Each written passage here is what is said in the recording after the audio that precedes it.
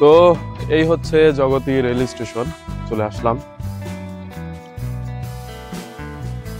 আমার পিছনে দেখতে পাচ্ছেন অবশ্য রোদ প্রচন্ড, এইবার ক্লিয়ার দেখতে পাবেন। সানগ্লাসটা নিয়ে এসেছি সাথে করে যাতে অসুবিধা না হয়।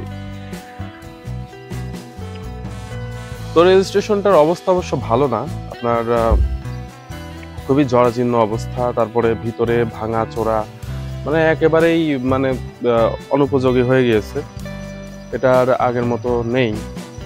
এই যে হচ্ছে জগতী রেল স্টেশন, এই অবস্থা এখন।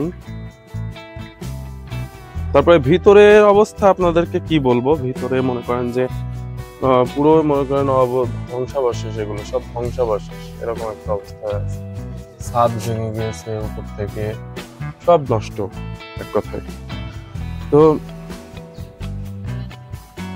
ট্রেন এখানে আসে কিন্তু খুব একটা না, অল্প স্বল্প আসে যায়।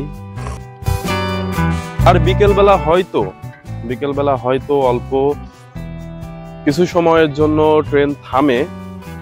তো